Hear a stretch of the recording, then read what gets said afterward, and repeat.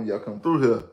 Make sure you hit that like button when you come through here on this good old Good Friday. It really is Good Friday. It's good old Friday evening. You know what I'm saying? Make sure you hit that like button. You know what I'm saying? Hit that like button. Hit the old good old like button. Make sure you hit that like button now. Come on now. What's the deal? What is the deal? What's good? What's good? What's good with you? What's good with you? Make sure you hit that like button. Let some of y'all come through here real quick before we get started. What's good with you, bro? What's good? What's good? What's good, Mayo? What's good, bro? Make sure you hit that like button. We could talk. We could talk about it. Some moves, some small moves have been made, but I think they're very, very significant. We're gonna explain why I believe that they're very significant. So I'm gonna let some of y'all come through here real quick before we get started. You know what I'm saying? Let some of y'all get up in and come up in here real quick before we get started.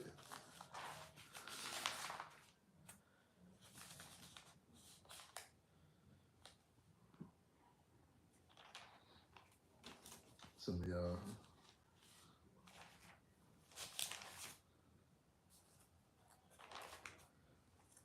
Real quick, what's good with you, bro? What's good? What's good? What's good with you? What's good with you? Already. H-Town Friday already, bro. Already. Uh, so let me get started with it. So obviously, the Houston Texans. We seen earlier today that they restructured Tyus Howard's contract, moved some money back. Able, I think, if I'm not mistaken, saved up $10 million in cap space. Now again, the Texans didn't have to actually save any cap space. Like the Texans had a lot of cap space coming into this offseason, and they really didn't spend any money outside of the Neil Hunter. Like they really didn't really spend a lot of money. So they didn't have to free up cap space. They did. They didn't have to. They chose to free up cap space for a reason. Now, again, I mean, you hear some type of speculation that maybe it's they're freeing up cap space, so maybe possibly with the trades that they did in the second round, they get into the second round to obviously possibly trade to take on a T Higgins contract or his franchise tag, or to take on Stephon Diggs contract, things like that. Maybe even able to go out there and acquire Brandon Ayuk and things like that. So I mean, those are possibilities. With could be, what I'm saying, like again, you want to have cap space flexibility for things like that. I think, me personally, I think it's because they're going to extend Nico after the draft. I don't know if it's going to be immediately after the draft. If I had to guess, I would say it would be midsummer, right before the season start. I can see it could be midsummer, right before the season starts. I can see like midsummer or right before the season starts. So maybe what I'm saying, early, like late June, early July, possibly, or it could be, what I'm saying, like right after training camp and things like that, and they could extend them to that type of contract or whatever type of contract. Again, now, um, will he take the contract? That is a question. Shout out to my boy Jay Mill, because Jay Mill had brought this up a couple of days ago, that he didn't think that he don't think that they're gonna extend Nico. Well, at the very least, he doesn't feel like Nico's gonna sign after hearing that interview with TJ Houshmandzadeh. I actually think that depend on the type of contract that they will give him, I do think that he possibly would sign, because from everything I've heard, Nick Casario doesn't lowball players.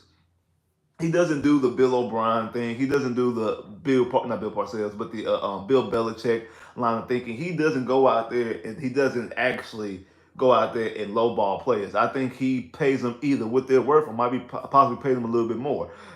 When you look at the numbers, because like I said, is Nico going to be able to get paid like a top corner? I mean, like a top receiver? I say yes, because this is how the market is. You're talking about Tyreek Hill getting paid $30 million at the top of the list, and then you're talking about at 15, you got Christian Kirk. And this is coming into this offseason. Christian Kirk was number 15 at getting paid $18 million. We just seen Calvin Ridley get what I think like $23 million.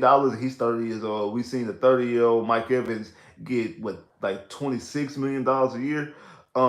I think that Nico Collins is going to. I mean, if you offer him a contract extension, it's going to be roughly around 24 to $25 million.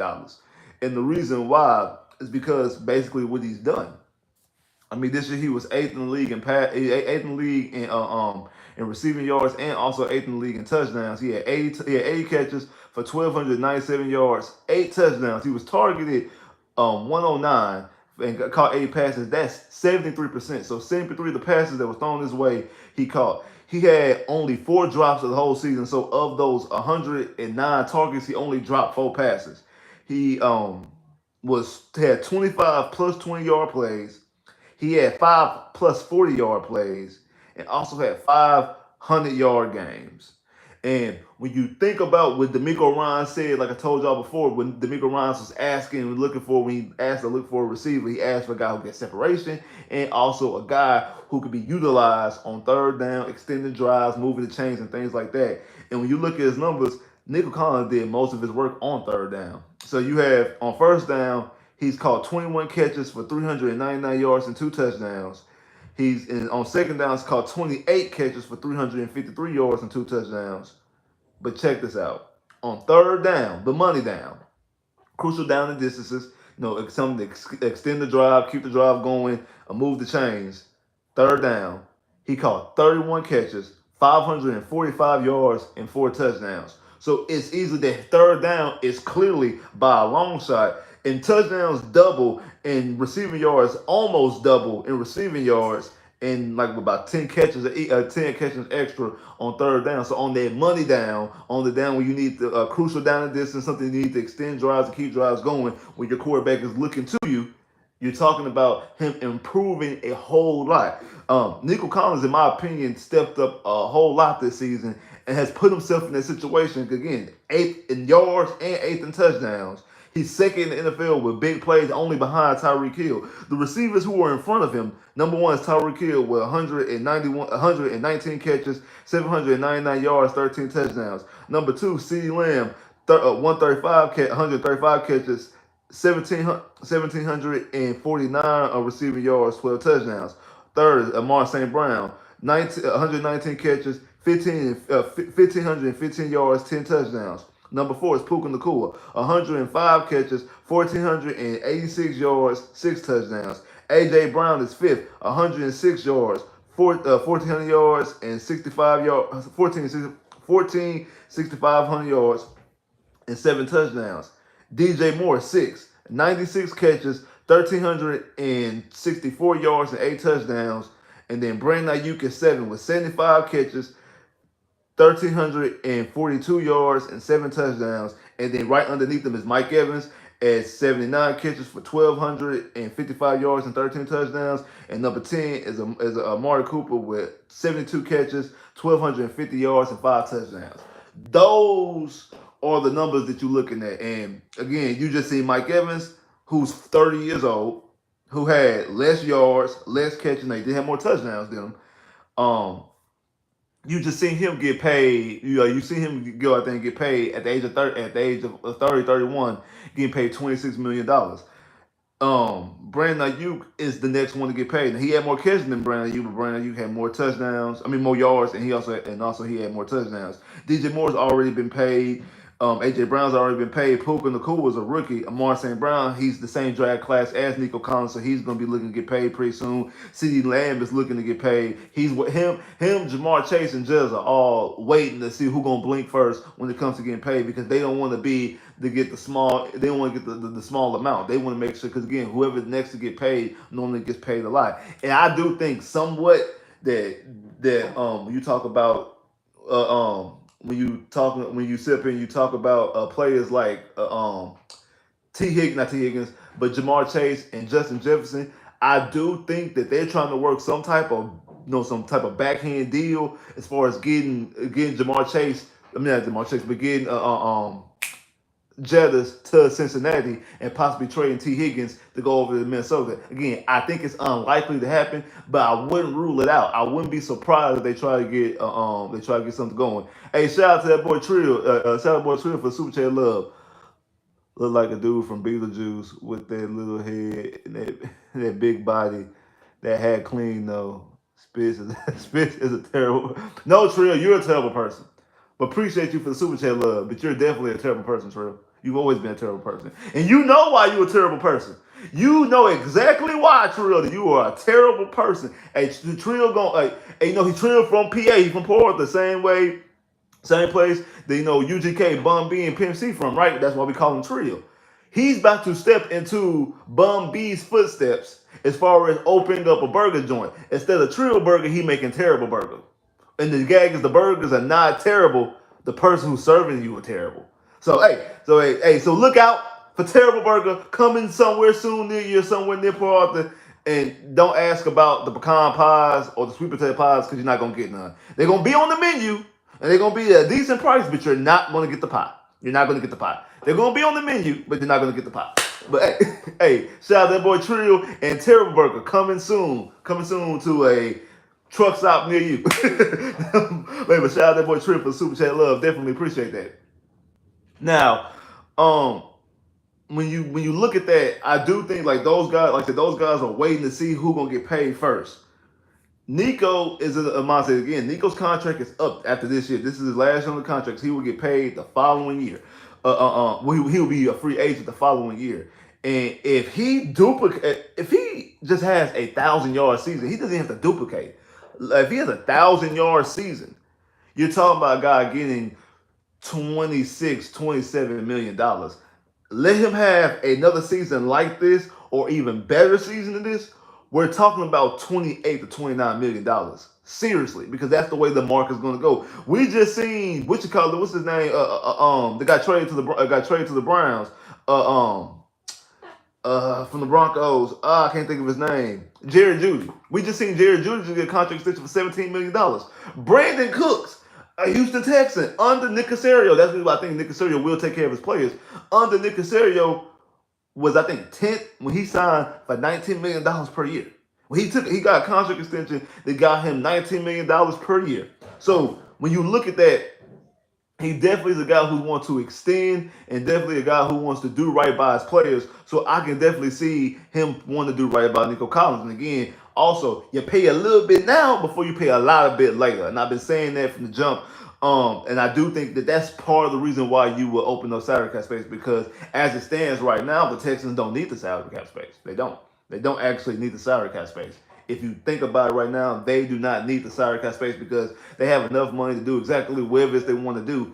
But to open up and create some more flexibility, you might open up and create some more flexibility. You might want to open up some salary cap space, and I can see you doing it. I can see you open up some salary cap space and open up more flexibility by what you do by restructuring Tyus Howard's contract, by restructuring Tyus Howard's contract, open up $10 million. I mean, that alone would take you almost half of Nico's contract.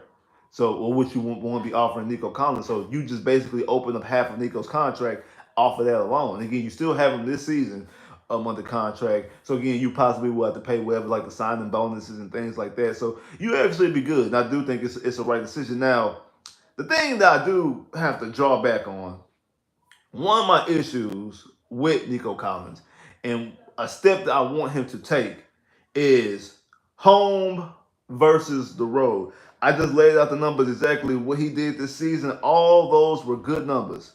But Nico Collins played completely different from home versus away. At home, Nico had 55 catches, 906 yards, and 7 touchdowns. On the road, he had 25 catches, 391 yards, and 1 touchdown. And 195 yards and that 1 touchdown all came in the last game of the season against the Indianapolis Colts. So the previous, because Nico only technically played 6 games, 6 road games, but the one game against the Jets at the Jets, the one game at the Jets, he left after the one play. So if you take the 5 full games that he played on the road, and you take away that one game, like I said, where he caught 191 yards and a touchdown, he had 192, 189 yards and no touchdowns in 4 games, averaging 49 yards on the road. If you want to be a number 1 receiver, if you want to be a highest paid receiver, you have to fix that. we have to be able to count on you when we're on the road. Like I said, that was like as the season was going on. That was one of my issues with Nico Collins. And again, to me, I think he cleared it up on that last game because, like again, up until we got into the playoffs, the game against the Colts was the biggest game that we needed him in. I mean, it was a do situation. Either you win or go home, or you. I mean, either you win and go to the playoffs, or you lose and you go home and the season's over. And he came up there in a big way. Was targeted 9 times, caught 9 catches for 195 yards and a touchdown, and would have been 200 yards, would have been 200 yards, and would have been 2 touchdowns if he didn't get that horse collar tackle while he was walking when he got caught the pass in the end zone. So again, he missed the game against the Titans, and he also missed the game against the Bengals on the road. And like I said, the Jets game, he left after the first play. So again, you kind of take that into consideration. You kind of take that, but again, also availability, best ability is availability as well. Like you're not available in these road games. Now again, we won the Cincinnati game, we won the Titans game, and we didn't have CJ in that game either. But the game against the Jets, we definitely could use you. And like not Nico Collins, but like D'Amico said, he needs somebody who can consistently get open. He looks for somebody who can get separation, consistently get open, and also somebody who can move the chains on third down. Like I said, third down when it comes to Nico Collins is the money down. That's exactly what we need on third down. That is the money down. However, separation consistently, getting open consistently, was a slight issue for him. He got open. Like, oh well, yeah, you just said he's number 2 behind Tyreek Hill in big plays, and he has 25 yards, 25 plus 20-yard plays, and 5 plus 4-yard plays. Yes, it does. A lot of that stuff was on screens. A lot of stuff was him being open as well. But when it comes to consistently getting open, that was problematic for him. He didn't consistently get open. He got schemed open. Bobby Slug was able to draw it up, able to scheme him to get open. But just him getting open on his own merit, like Tank Dell. Tank Dell was really the only player this year on the Texans who was able to get open at will. Tank Dell got open every given, any type of way. He always found a way, found the soft holes in the zone and things like that. He's a such exceptional route runner. I remember Chad Ochocinco so they're saying he felt like that he was a top 10, top 5 route runner already as a rookie, and I can see that. I mean, I don't really just. I mean, I'm not. I know Keenan Allen's a good route runner. I know Stephon Diggs is a good route runner. Things like that. I know those guys will route you up. And I'm not up here looking at every Jamar Chase is a good route runner. I'm not sitting up here looking at every single receiver in the NFL. Like, okay, Tank Dell is the number 1 or is a top 5 route runner, but I can see where he's getting that from. And even if he's just off of projection, I project him to be in another 2 years. I do project him to be a top 5 pass rush. I mean, a top 5 route runner. Again, is he one right now? I don't know. Again, talking here from Chad Johnson, who was exceptional at route running himself, always able to get open, able to use his feet, able to route run himself. Again, if he says it, hey, I'll take his word for it. Again, I'm not here to argue. But I do think, like I said, from me projecting going forward, I do definitely believe that he could possibly be a top 5 a top 5 route runner in the NFL over the next couple of years. I definitely believe that. So he's able to get open consistently by himself without help, able to be able to run routes and be able to get himself open. Nico, on the other hand, can get open. And Nico's a big play guy. He's fast. He runs a 4.4. Like he's able to get open, but not consistently. And you've seen it problematically against that game against the Baltimore Ravens, the last playoff game. Guys weren't able to get off their routes. And again, when you look at the games at Baltimore week 1, at Jacksonville week 3, at Cincinnati, but at Carolina and at Atlanta again. Atlanta, remember, Tank Dell got hurt in the first half of the game with a concussion at Atlanta. And Nico Collins didn't do anything that second half. Like once Tank Dell got hurt, the offense changed a little bit. Now flip that to the game at Denver when Tank Dell gets hurt in the first quarter. Nico acts a fool and has almost have 200 yards, has 100, I think 191. I think he had 2 touchdowns. And I believe if CJ doesn't, I do believe that CJ got I think that CJ got concussed in that game, not the Jets game. I feel like he got concussed in that Broncos game, and I do believe if CJ doesn't get hurt, it doesn't get concussed, I do think that he has over 200 yards. Just like I said, I think he would have over 200 yards if he doesn't get horse collar tackled in that game against the Indianapolis Colts. So easily, that's why when I talk about Nico Collins, I say 1,300 yards. Even though he's 3 yards shy of 1,300 yards, I feel like I'm gonna just say he had 1,300 yards. I think he had 1,300 yards. So I feel like when you utilize him, you be able to utilize him and get big plays. That's one of the reasons why I'm very hopeful that they draft a receiver, especially with pick 42. Even though I don't think they'll stay at pick 42, I do believe that they move up to possibly, like, what I'm saying, roughly in the early 30s. And shout out to my boy Big B, because Big B had brought up D'Amico Ryan's conversation and talk about like the sweet spot when it comes to the draft, and you look at all the talent that was drafted from pick 33 to pick 40 or even pick 50 in the draft compared to the talent that's on the last 5 picks of the first round. And for the last couple of years, those guys in those mid 30s, in the late 30s and in the 40s and the early 50s are either just as good and sometimes even better than the guys that you got in the fifth round, and you're able to get multiple draft capital. Again, early on, like when the trade first happened about us trading out of the first round, I didn't understand it. And I didn't like it personally. Again, I understand it more now. I still don't agree with it fully. The reason why is because I would just wait till the draft gets here. I'll just wait till the draft gets here before I make that move. Now, again, granted, hey, you don't know if this deal is still going to be on the table when the draft gets here. So I kind of see why you kind of make the move, because you don't know if this deal is going to be here. You don't know if, and I think that was part of it. I think Minnesota called them like, hey, this is a one-time offer, because they need to try to get their draft capital together so they can make a play for a top pick. And I think like, hey, take this deal right now, or like once I hang up this phone, hey, it's no more. It's evaporated. And I think hey, he jumped. I don't say jumped the gun, but I think he took it, and he felt that, like I said before, that all the guys who will be drafting and being drafted in the early part of the second round, the guys who were drafted in the later part of the first round, especially from a receiving pool, are all swimming in that same exact pool. They're all in that same exact pool. You see Troy Franklin and Keon Coleman, both those guys falling to the second round.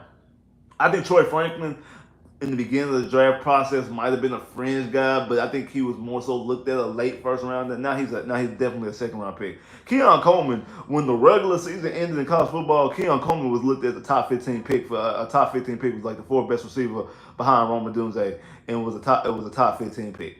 And then as we got closer to the combine, he slid into the 20s. After the combine, he runs a 4.6, wherever he ran. Now he's in the second round. And I've even seen mocks that have him fall past 59, and the Texans are able to get him. I've seen my drafts with the Texans get him at 59. I've also seen my drafts with the Texans even draft him. And he falls past pick 59. So it's just kind of crazy how he's plummeted that much. And I think that Nick's like, okay, I can have A.D. Mitchell or Brian Thomas at pick 23 all day, every day. But that's it. That's the only play I'm going to have when I can trade back, get Troy Franklin, Keon Coleman, Xavier Legend. These guys who I feel like got the same similar skill set. Like I feel like they're in the same pool, and we have the great equalizer in C.J. Stroud to be able to get them better, whatever they're lacking in. The ability of C.J. able to make these guys better and raise their floor. I benefit off of that. And also pick up an additional second round pick in the future draft that I can use at my disposal for anything. If somebody comes available during the season and the Texans are making a push and somebody's coming available, they have a second round pick to flip and be able to get somebody mid-season. We talk about that all the time as Texas fans. Hey, why you ain't trading for this guy?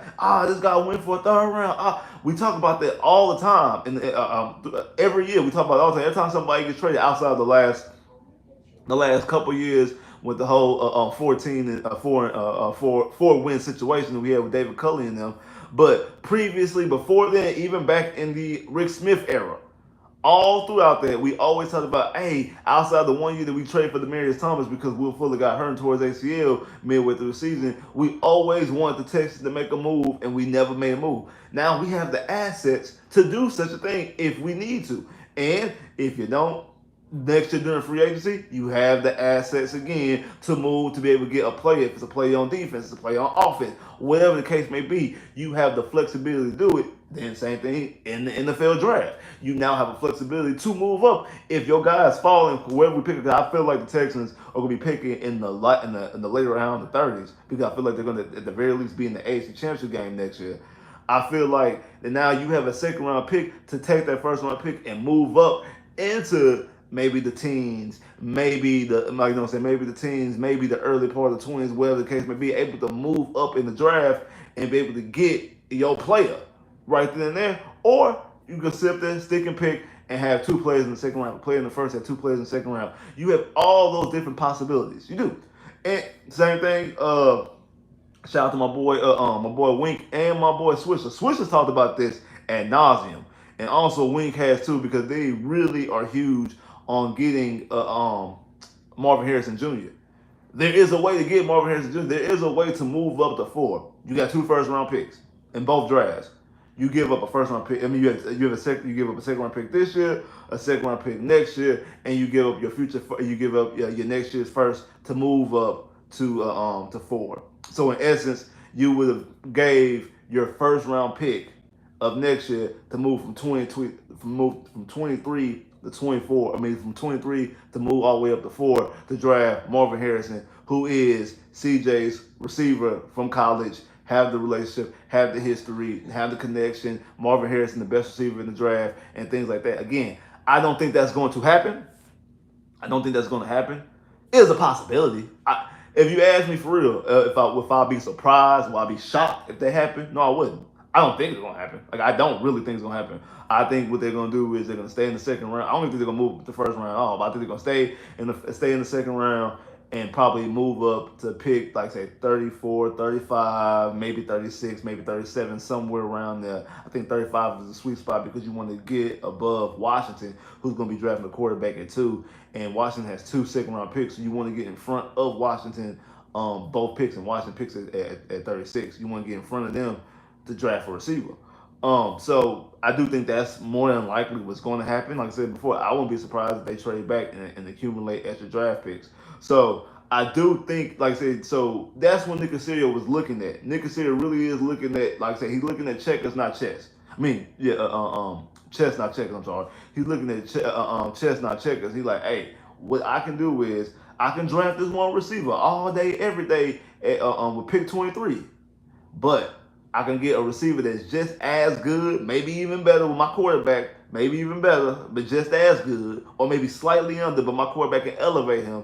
And now I have this extra asset to do whatever it is I want. If it's trading for a player, trading up in the draft, whatever. I have an extra asset, or just drafting an extra player in the draft, whatever the case may be. Even next year, now you get 2 second round picks. You can afford to trade back and trade out of the second round next year and accumulate more picks and constantly keep your cupboard stashed with draft capital, because over the next couple years, you're going to have to draft really well and insert a lot of young, cheap talent.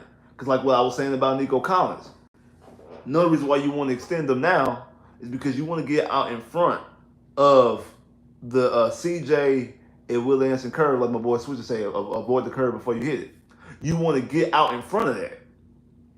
You want to get out in front of that, because when those guys get paid, you're talking about paying 2 players by themselves roughly around $100 million. Like CJ's going to get somewhere around $300 million, 4 to 5 years. It's going to take him around like $60 to $65 million per year. And Will Anderson's going to be getting around like $35 million a year, because both of those guys are going to be getting paid either at the top of their position or right underneath the top of their position. CJ for sure gonna be paid at the top of the quarterback market. Will Anderson might not be the highest paid edge rusher, but he's gonna be in the top 5. And then you also got to worry about Stingley, and then also Tank, because Tank is gonna be coming up too. And again, like hey, those receivers contracts are very, very pricey. They very, very pricey. The receiver contracts are very, very pricey. So you're gonna have to start paying some of these guys. So again, right now you have this 4-year window to spend as much money as you can, because CJ and Will, because again, I know, like I say, Tank getting paid in a couple years. Tank gonna be coming up in a couple of years. You got Christian Harris gonna be coming up in a couple of years. You got Stingley coming up, might be next year, or if not the year after next. Luckily, CJ and Will, both of them were first round picks. You got 4 more years because you got 3 more years of their rookie deal, plus they both got the 50 option. So you got 4 more years to do something. So you have a 4 year window from a contract standpoint of spending money and having those contracts take up cap space and then be off the books. Because once you pay CJ and Will, you're going to have to start letting some of these people go. I know we like Nico, we like Christian Harris, we like Larry Tunsil, we like well, Daniel Hunter probably be gone because I mean he'll be an older guy. Whoever, like some of these guys, Jalen Petrie, like some of these guys that we like, will eventually start be able hey, you're gonna have to say bye to them because unless they want to take pay cuts, which more than likely they don't because look at what happened to Joe Mixon. Joe Mixon took a pay cut last year so they could be able to extend Joe Burrow and also have some money to try to keep T Higgins and Jamar Chase. I mean, he's looking at like, hey, we went to back-to-back AFC Championship games. We were a sack away from winning the Super Bowl. We've been in the Super Bowl, a sack away from winning the Super Bowl. Hey, unfinished business. The job ain't done. Hey, I love this team. I want to get it going. I'll take a pay cut because hey, we about to do something. Like we the only team that's able outside Tom Brady able to walk inside Arrowhead and go out there in the playoff situation and beat Patrick Mahomes. So yeah, and what happens the following year? They trade him. First they cut him, and luckily the Texans swooped in and be like, "Hey, come here." And then he basically has a younger situation that's not dealing with those same cap issues with the Texans. CJ Stroud, well, it's basically a younger situation, and they're not dealing with those cap issues, and they're also not dealing with got pay people. I see more people jumped in, make sure in the light button. More people jumped in, but make sure in the light button, the lights ain't going up. Make sure in the light button. So when you talk about stuff like that, like that's the reason why, like, the PA and all the agents, they don't advise players to take pay cuts. Restructuring, a lot of times restructuring, they just move money around. They don't take a less pay, but they just remove when they restructure contracts. They just move money around and things like that, and that also eventually the check comes due with that as well. But that's what they normally do. But they don't advise people to take less money than market value, and they also they don't advise people to take pay cuts either because teams will do exactly what they did to Joe Mixon. So again, also the Texans gave Joe Mixon an extension as well. Again, a 3-year extension that again makes sure and cleans up that you don't have to. You got him this year, and then you got him for another, at least for another 2 years. And again, in that third year, you might have to get rid of him because of, hey, we're eventually going to have to start getting rid of some of these guys. So I think that's another reason why Nick Caserio playing chess and not checkers when it comes to adding this additional pick. Like, hey, I might just take this pick and draft a player, or take this pick and flip it and get even more draft picks because I need to make sure that my team the cover is never bare on this team. So we won't be in a situation where we pay everybody, or when we start paying people, we cut everybody. And now we don't got no talent around. Again, I think CJ is a floor raiser. I do think CJ can elevate talent, but you don't want to put him in a situation where he's like Patrick Mahomes and he just has to will his team. It's cool, a game here and there, and a situation here and there. You do not want that to be the norm because that is a recipe for disaster when you do that. Now, like you see what the Chargers got to do now. Now the Chargers, they're in a very interesting situation because what the Chargers could do at pick 5, they got pick 5. They could draft a receiver and have a good receiver, have a Malik Neighbors or Roma Dunze right there with Justin Herbert, or they can move on from their pick as well. And they get other draft picks and also move back in the draft and get another one of these receivers later on and start adding to their cover as well. That's why I feel like the Patriots should do. I don't think the Patriots should draft a quarterback at 3. If the Patriots had the number 1 pick, even if the Patriots had the number 2 pick, I'd be like, okay, yeah, draft a quarterback. But with them having that pick and they're not even going to get their pick of the litter, they're going to get the third, relatively speaking, they're going to get the third best option when it comes to the quarterback, whoever it is, if it's Drake May, if it's Jalen Daniels, if it's McCarvey, whoever it is, it's not the number 1 guy. It's not the number 1 guy in Caleb Williams, and it's more than likely not going to be what people perceive to be the number 2 guy. So you're going to be left with the number 3 guy. possibly the number 4 guy, depending on how people boards is. If I'm the Patriots, with a team that has I think that they have 3 of the top 10 worst pass catchers at getting separation. Let me say it again. They have 3 of the top 10 worst pass catchers at getting separation. They got nobody that can get plays. Nobody can make plays. And the offensive line's in shambles. This is a good receiver draft. It's also a good draft when it comes to left tackles. If I was them, I would trade with Minnesota easily. Trade with Minnesota easily. Get the 11th pick, get the 23rd pick, get some other stuff if it's next year's first, next year's second, whatever. Get all that. Draft an offensive tackle at one of these picks.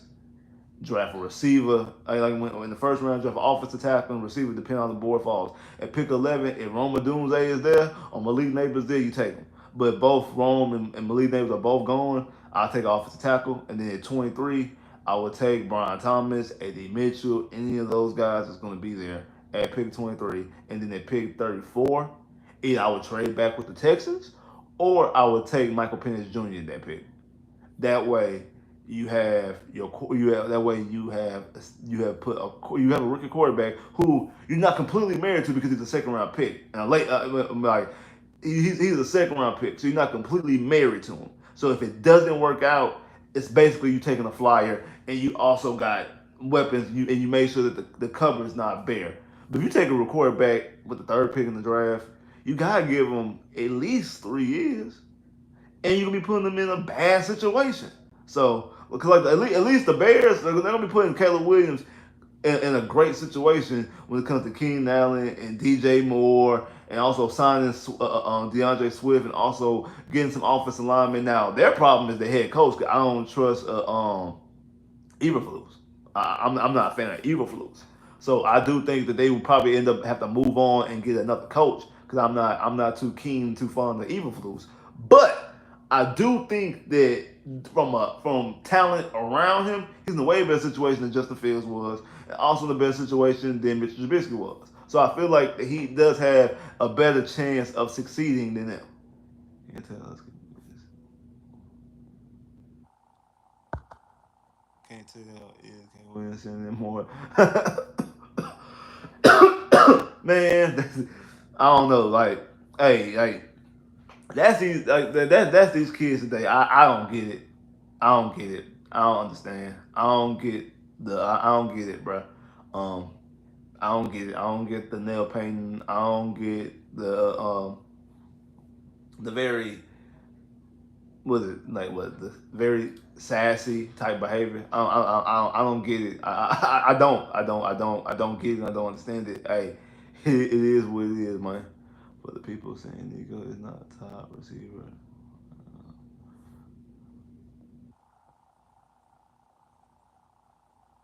I mean, Nico has shown you this year that he should be in the conversation. I think he does need to prove it for another year. But when it comes to getting paid, sometimes that doesn't even matter. Sometimes, hey, he picked the right time to be healthy and have a career year. And not only have a career year, have better numbers than Stephon Diggs had before he got traded. Had better numbers than Brandon Ayuk in his 3rd season. Had better numbers than T. Higgins career. Had better numbers than Scary Terry, and Scary Terry's getting paid $20 million. Had better numbers than Christian Kirk. He's had better numbers than some of these guys who are getting paid already. So because of that, I feel like he's going to get paid, and I feel like Nick is going to take care of him. I'm thinking possibly a contract. He's probably going to offer him a contract somewhere around, like I say, like 24 to $25 million, anywhere between 24 and a half to 25 and a half. I don't know if he'll go to 26. I don't know if he'll go 26. And the thing is with Nico, because again, like Nico, are you going to accept that? Because, like I said before, best ability is availability. Nico has a lot of injury concerns. Nico still hasn't played a full season. I mean, this year, technically he missed 2 games, but we count that he missed 3 because he left in the first quarter of 1 game. And like I said, his roll number's not that good. Part of the reason why is because he missed games. But then there's also a game like at Atlanta where you don't show up after Tank goes down. But that's really when I picked up on, hey, they really do need Tank Dell. They're able to gain some separation on some of these DBs back here. That's when I first had kind of like picked up was that Falcon game. And it's funny that that's also the game that CJ said that Bobby told him it's the first time somebody they actually coaching him like he's a good quarterback. But hey, he could be sitting there looking like, hey, I haven't been playing. And because I think he's playing on $1.9 million this year. You gonna give me 23 million? You gonna give me not 23? You gonna give me $25.5 million? And however much guarantee, however much signing bonus, like, hey, let's get it. Let's get it. Cause then if I go out there and have a dud, I bet on myself. I go out there and have a dud. I have a bad season or injury real season. Tank comes over and it becomes a new number one. Whoever you draft, especially if you draft a receiver like Keon Coleman. You draft Keon Coleman, it's competition for the one. I think it would be even early on. I think it's gonna be competition for the one, especially if they find a way do something crazy and jump up and get Marv. And jump up and get Marv. Marv's the number one.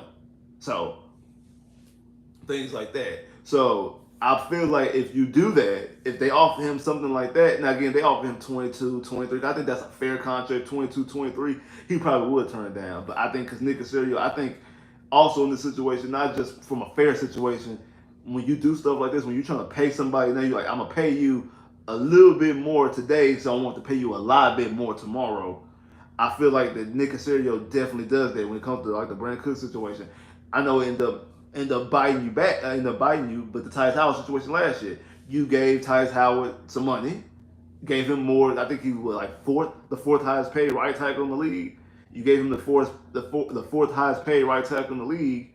And then he has an injury risk season. So it was a good thing on him to take that contract. Because if he wouldn't have took that contract, if he would have been, now I'm betting on myself, then he would have been out of luck. Now again, we would have some more money, but I do think things are feeling a little bit different now, especially since we were able to restructure and free up $10 million. And I'm glad that he did that. Able to free up $10 million. So that way, I do also think that part of that situation is that Tyus Howard he was playing out of position last year. He wasn't playing at the right tackle spot. He played all season at guard. He probably played all season at guard because the offensive coaches wanted to get the five best offensive linemen out there instead of playing guys at their right natural position. And I do think that's the reason why. Plus, also him getting hurt. I think he got hurt twice. So those things are also factors as well. So if I'm Nico Collins, you offer me 24.5 to 25.5 million, I might take it. Because you look at market value is probably around 22.5. So they potentially giving you an extra $2 million extra over market value. Then also the guarantees.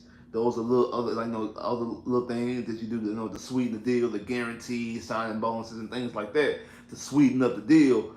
I can see him taking 24.5, $25 million easy. I feel like they offer him $25 million, he'll take it. Now, the reason why you're offering like $25 million, that's a lot.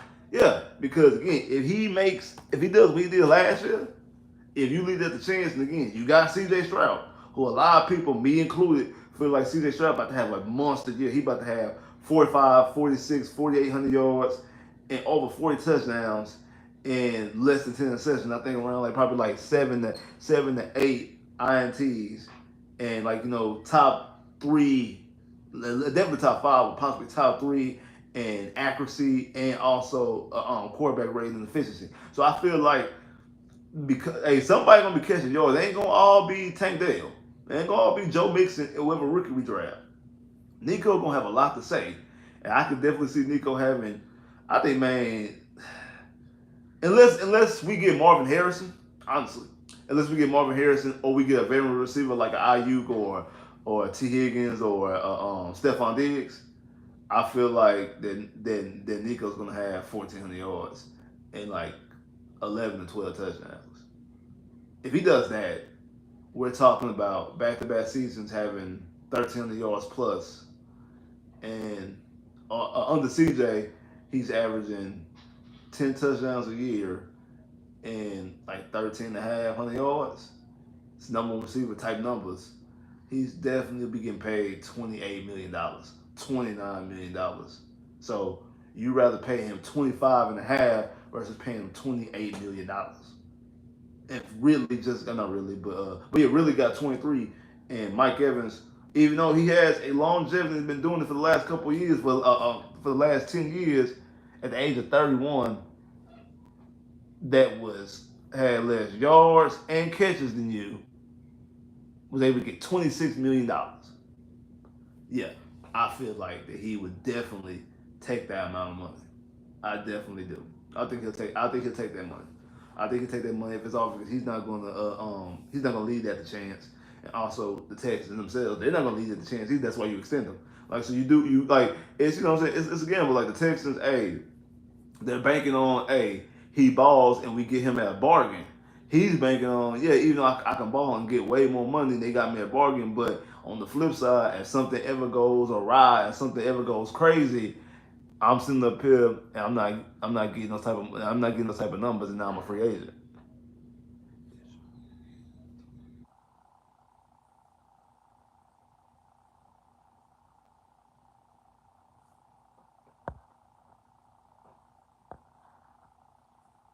Yeah, I mean, I have no, I wouldn't be surprised at all if CJ had a MVP season like was Mahomes had 5,000 yards and 50 touchdowns. That would surprise me. I think that CJ is going to be a very prolific passer, a guy who led the league in yards per game this season. He was very high, I think, in yards per attempt. He showed you that those 100-yard games were flukes and not real when you have like 150 yards type situation.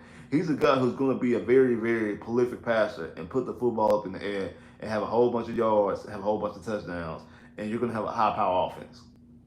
Like more so, you're going to have the type of offenses that KC had. You're gonna have the type of offenses that the Texans had under Garrett Kubiak. Um, that's one reason why I believe that he's better than Deshaun, because Deshaun never had top 10 offense.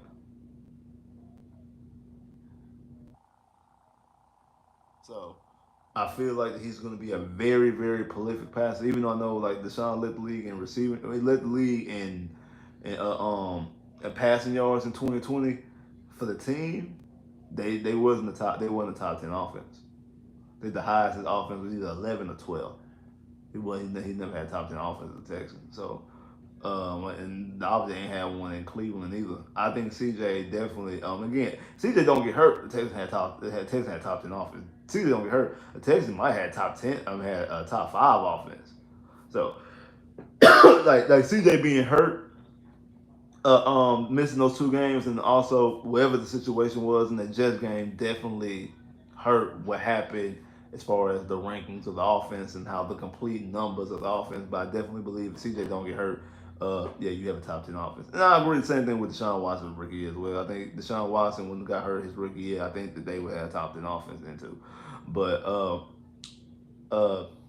Matt Schaub with the Texans definitely had a top 10 offense a couple times. Yeah, I think he had a top 5 offense. So I definitely think that like CJ is definitely gonna be like that, able to be a very prolific passer. And again, he's not scared. It's not just stat padding like a Dak Prescott or a Kirk Cousins or anything like that, or Matt Schaub. Like CJ wins you games. CJ elevates the talent around him, and CJ wins games. So I feel like that you're still going to be in the mix and still be the contention and be the favorite a lot of time in championship windows and championship situations. So, but I'm just talking about just from a specific number standpoint of how you stop this offense. As long as 7 back there, you can't. And again, I feel like those guys, the sky's the limit. And you bring in a rookie receiver, I think it helps everything else, especially a guy who's able to get separation. Again, that helps out Nico Collins too. You get another receiver in here that can get separation consistently, like Troy Franklin. I do think where we drafting it now, I do think that Troy Franklin is the best fit. I like Keon Coleman. I don't think he's the right fit. Same thing with Xavier Legend. I don't think he's the right fit. Uh, Maybe McConkley. I don't really know. Ricky passed out. I think he could fit in good. But Troy Franklin, to me, of all the guys in that second round that's available right now, is the best fit. Now, if AD somehow slid, AD is definitely, and that's another thing too. I wouldn't be surprised if AD slid either because AD going to the draft process, him and Xavier Worthy were fringe first round pick guys. Those guys were on the fringe of, you know what I'm saying, possibly getting drafted in the first round, but more than likely being drafted in the top or the middle of the second round. Like in like back before the combine, it was very few times you see them drafted in the first round, but it was sometimes, but very few. They mostly was in the mid, they mostly in the beginning or the mid to second round. Now after the combine, both of them are just chalked at being first round picks. So I wouldn't be surprised if one of them fell to the second round. Now I said after what you call it ran after Xavier Worthy ran that 40 time that he wouldn't get past the Chiefs, but then the Chiefs turned around and signed Hollywood Brown, and they also turned around and traded Legarius Sneed. So I do think that throws a monkey wrench in the equation, and it kind of changes up exactly what the philosophy is going forward into the Super Bowl. So again, I do think, or going forward into the draft, mind you. So I do think that that is part of said situation. That is something to actually look forward to and things like that. So like I was saying, I do think that um I wouldn't be surprised if AD fell. And again, that's perfect. You're gonna draft AD at 23 and he falls to you at 35 and you have an additional second round pick. Again, chess, not checkers. Again, like I said, me personally, I would have waited to the draft because you never know how the draft board is going to fall. You don't know who's going. I mean, who knows? A crazy thing could happen, and Roma Doomsday is falling, and it's pick 18, and Roma Doomsday or Malik Neighbors is right there, and pick 19, pick 20. Oh snap! Or Marv because he didn't run the combine, he didn't do none of the other stuff. That maybe teams are protesting, don't want to draft him, and he starts sliding and falling. And you're like, hey, I can go up and get instead of moving from 23 to 4 or 23 to 5, I can move from 23 to 20 and draft possibly the best receiver in the draft or the second best receiver in the draft. You just never know what happens or who absolutely falls all the way to pick 23. That was my mindset. That's my only critique about the trade because after I thought about it and broke it down, he take, you know what I'm saying, you got one item and you can sell one item or you can break it in half and now have two items. And that's what they did. They basically broke it in half. So instead of having one pick, well, the first round pick, they broke that first round pick in half and now have 2 seconds. Yeah, it's half of what the original was, but now you have two instead of one. And again, it's quantity over quality. Now again, it's your job to make sure that the quality is not that far off. This kind of might be a bad analogy, but something like that. Because again, the pick is the quality of the first round, the quantity is multiple second rounds. So you do kind of understand. So again, I didn't like it at first. I still don't 100% agree with it, but now I get it. I would have did something different, but I'm not a general manager. I'm not a general manager. So him and Nick Casario, Bobby Slowick, uh, uh, um, the DC coach and Cal Manera, they've all talked about this. Uh, um, um, Nick ain't go rogue and just do this by himself. Like I said, Minnesota probably call him with a take it or leave it offer. But I'm pretty sure he's like, hey, hold on, let me check with my team first before I just make this trade. Make sure we all on the same page with it before we give you an answer. I'm pretty sure they were able to, what I'm saying, allow him to do that. And I'm pretty, like I said, they all had a discussion and they all decided, hey, this was the right decision for the team. So again, if that's what they feel, we just going to roll with it. Now we don't have to agree with it. Like I said, I know people say, man, you trust Nick. I mean, hey, you can trust somebody all day, but you don't just because you trust them, mean you have to agree with them. Like, do you trust? I mean, it's probably plenty of people that you trust, but you don't agree with everything they do. So you can trust them, but just don't agree or just don't agree with that specific situation. And again, me personally, I don't agree with trading it a month and a half before the draft. But again, I understand the logic and I get what you're trying to do. I understand the logic and I get what you're trying to do.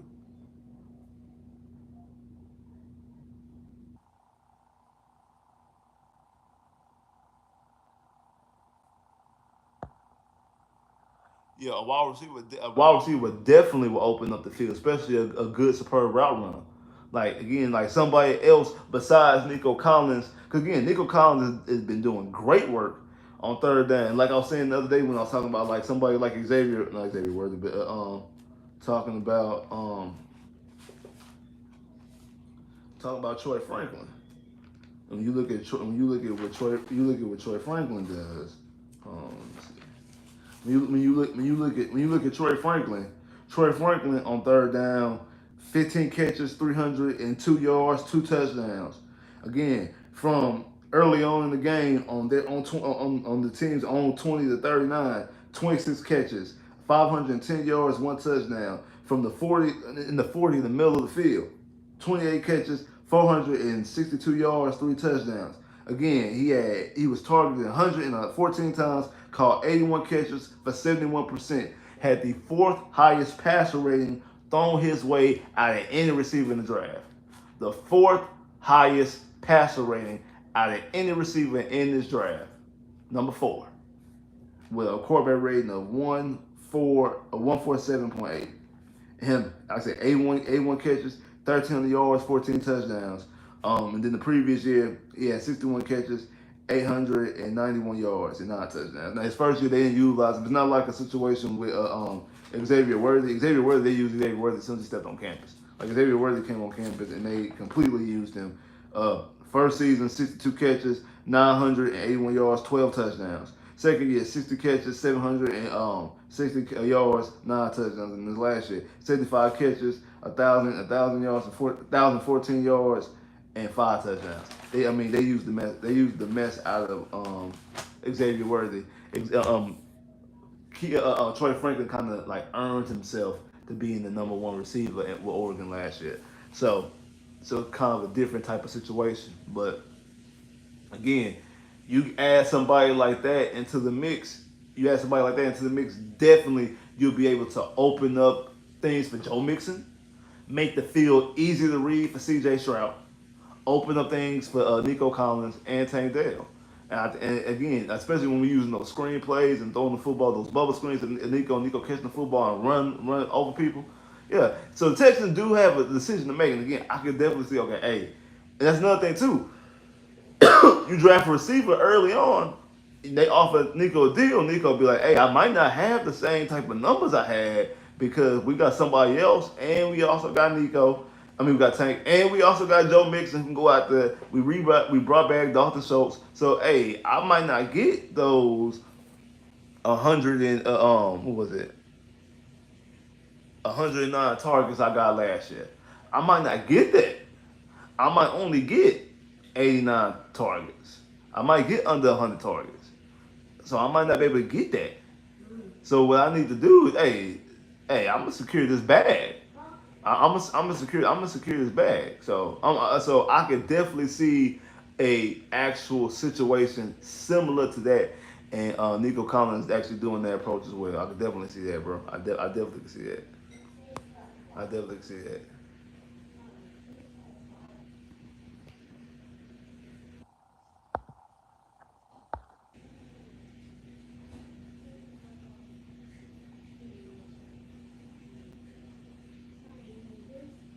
Yeah, they definitely want to get paid big cat money. Absolutely. At the end of the day, we could sit up here, we could sit up here and talk about people want to win championships and stuff like that, and some of them do.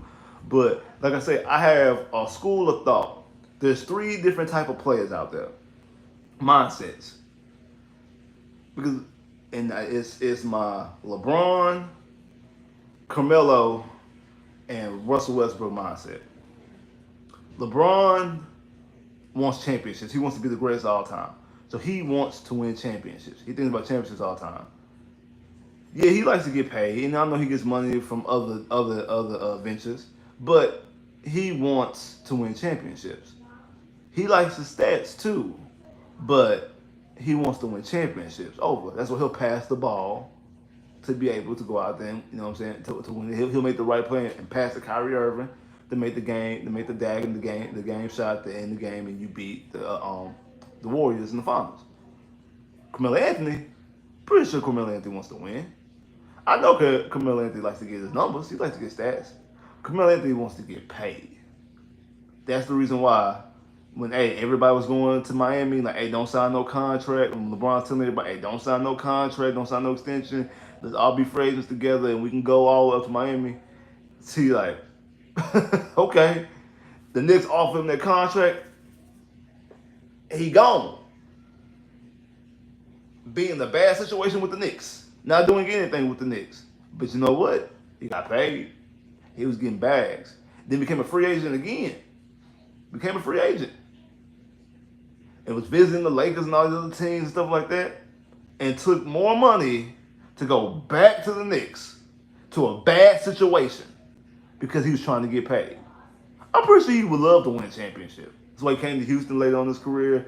Then he go to what? Didn't he go to Cleveland or LA or something like that? Yeah, he, to try to chase a ring later on. But he wanted to get paid. That was the biggest thing of his career was getting paid. And I know he loved the stats.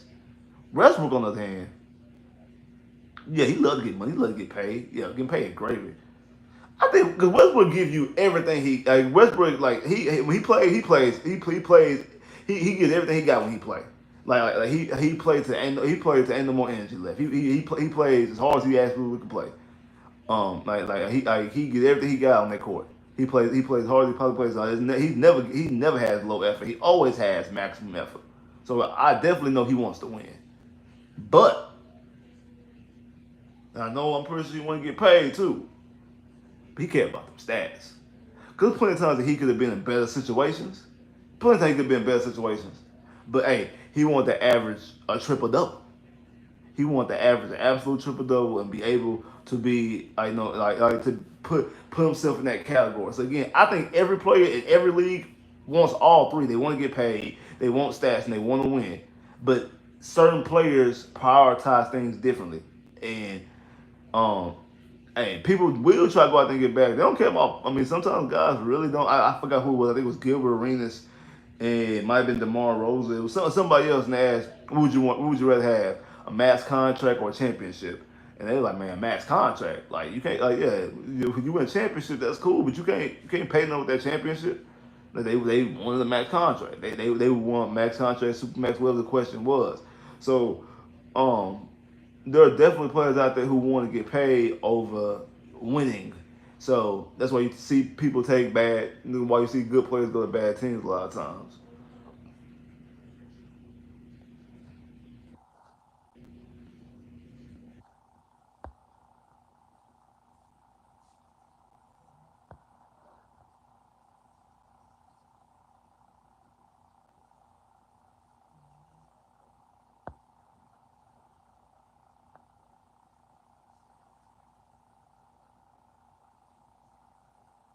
Oh, love regret. You're right, bro. I agree with you. I definitely agree with you. Like, yeah, I don't understand that line of thinking either about not having other receivers and all that you're fine. I do think we have a good core, good talent when you talk about Nico Collins and when you talk about Tank Dell. I do think we have a good nucleus, a good starting point, but you definitely can always add to my point I made earlier that eventually the check comes due. So you need to constantly add talent. I mean, I'm not opposed to them adding talent every year, every other year, however you need to do it in the draft. I'm not saying draft a receiver every year in the first round, but I do think in the first 4 rounds you need to add a receiver every single year, add a DB every single year. I think like maybe round one and round two should be for your absolutely pressing needs, but then those third and those fourth rounds, I do think that you possibly need to start adding in other players to other depth players for rotational parts and pieces, and also potentially guys who have the capabilities of taking over and being an absolute starter later on in their careers and actually being an absolute playmaker later on in their careers. I definitely think that's something that needs to be valued and something that we definitely need to consider. And it starts this year. It starts this year.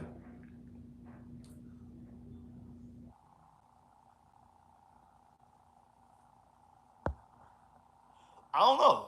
I don't know. I have no idea if they'll trade there, bro. I don't know. See that anything?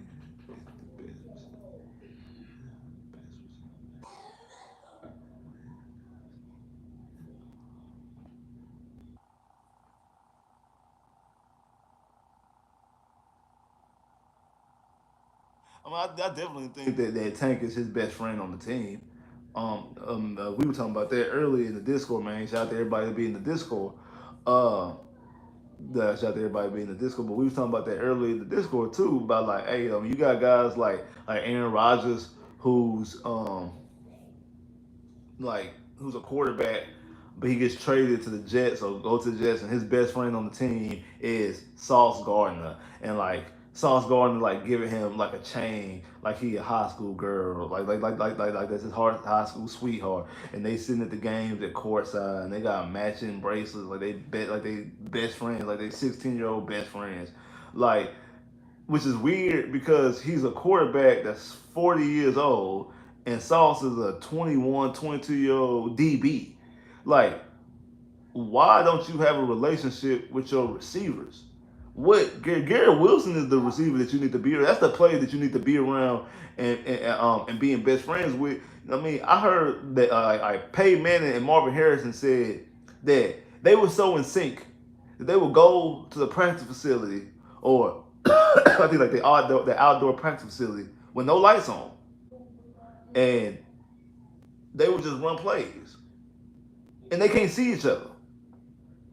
They couldn't see each other because no lights on, pitch black, and Payman dropping back, and he just knows where Marvin Harrison is going to be, and Marvin Harrison just knows where that football is going to be, and they constantly did it, got their timing right, they got connected from two completely different areas. I mean, I don't really know Marvin Harrison's backstory. I don't know Marvin Harrison's backstory, but I know like Peyton Manning is a son of NFL Hall of Famer and grew up as a, like a legend in Louisiana. Like they were so upset at Ole Miss that he didn't go. They were so upset at Ole Miss that he didn't go to Ole Miss. That he didn't follow in his dad's footsteps and go to Ole Miss. That he went to Tennessee, went to an SEC rival, and things like that. Like so, they definitely had two different type of lives, and also had two different type of situations and didn't have the same type of understandings and things like that. They definitely didn't have that. They definitely had two different type of lifestyles and things like that. So you just never they didn't have any connection. So why don't you have a connection with your receiver? But you had C.J. Stroud, who remember C.J. Stroud was drafted the same exact time with Will Anderson. They won Rookie of the Years together. They did all their pre-draft stuff, all those things. They did all those things together. All those things they did together. Everything that they did together. But like you said, when you ask him about friendships and things like that, he mentions Nico Collins, Tank Dell. Mentions the receiver. Now you definitely have a strong relationship. I think he has a strong relationship with Nico as well. But he definitely has a strong relationship with Tank Dell. And I do think that Tank Dell is his best friend on the team. So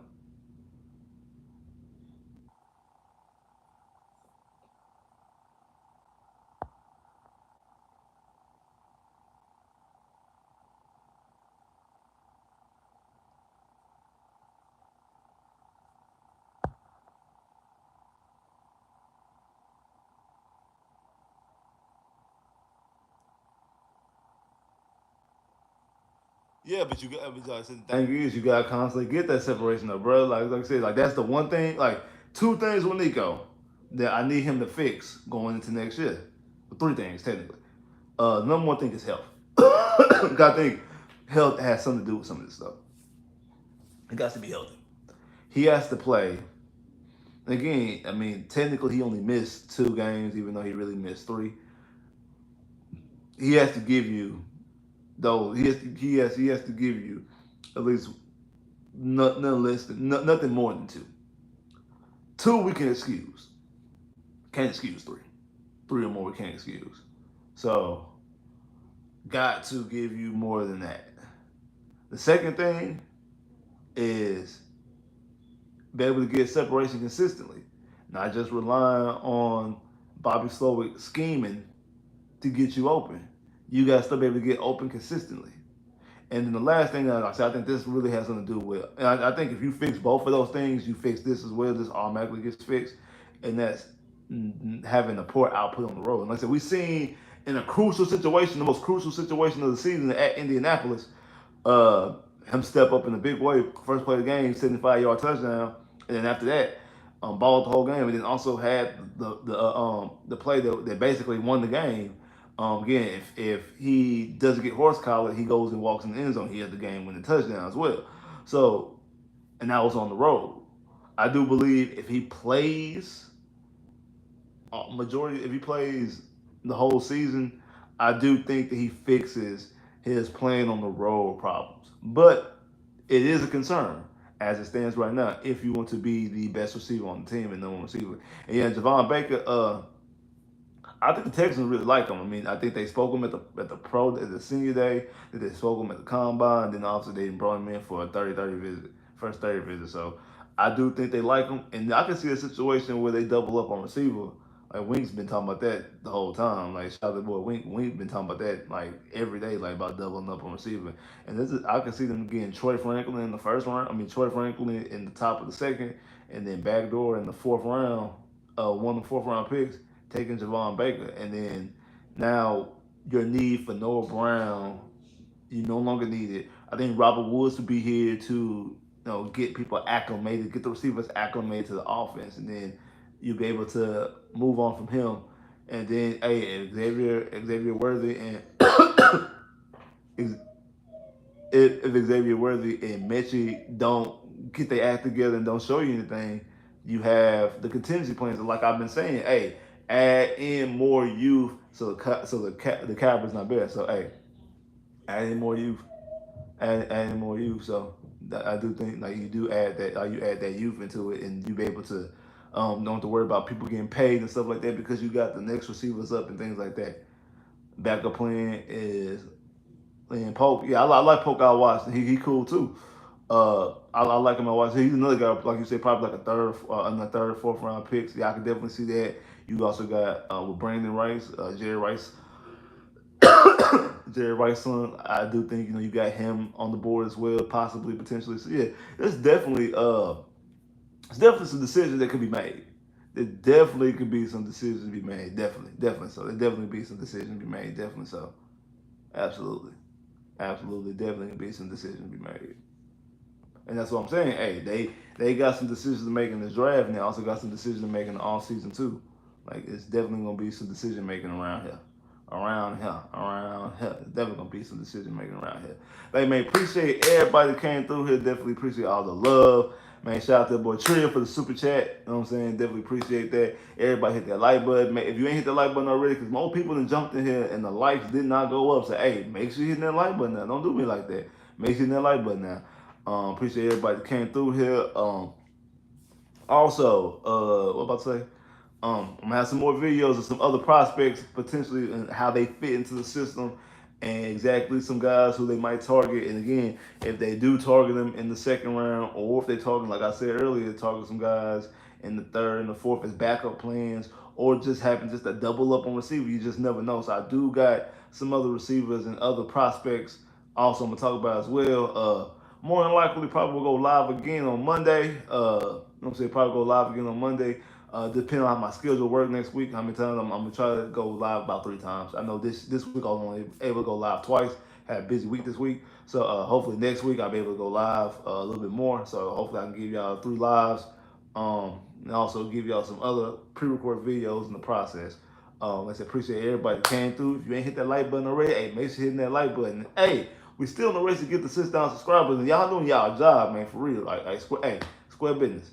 I appreciate that. I appreciate that love, man. I definitely appreciate that. Y'all definitely doing hey, I appreciate that. Y'all definitely doing that, man. So make sure y'all tell people to like, share, and subscribe. Y'all put people on game, and let's get this channel to 6,000 subscribers. Definitely appreciate that. Y'all don't know how much I appreciate that. Got some other stuff coming on the works. I know some people been asking me about basketball. Don't worry, the basketball will be coming very, very soon. Hey, and also Rocket fans, y'all will also like the basketball news coming soon as well. So it's not just it's y'all it's y'all trust me, y'all definitely gonna like this. So all the people who are fans of my channel from the Magic, hey, don't worry, the Magic videos will be coming, but there's a reason why they haven't been coming. Why I haven't been doing the Magic videos. Don't worry, they will be. I will be doing some very, very soon, like within the next week or so. So you'll see them very soon. You might see one as early this weekend. I don't know 100% sure, but you might see one as early this weekend. And like I said, there's a reason why. I will explain why when y'all see it. And also, if you're a Rockets fan, then the Rockets, I don't know what they're doing right now. I know up until this point they was winning with 10 straight games. Hey, Jalen Green been out there balling. Y'all definitely will be able to interact as well because it's not just for the Magic. It got some Rockets mixed in there too. Well, I ain't gonna say just mixed in. You got some rock. Like the Rocket information is definitely gonna be in there too. So make sure y'all keep your eyes and your ears open for that. Make sure y'all like, share, and subscribe. Comment below. Click that bell. Get more videos. I holla.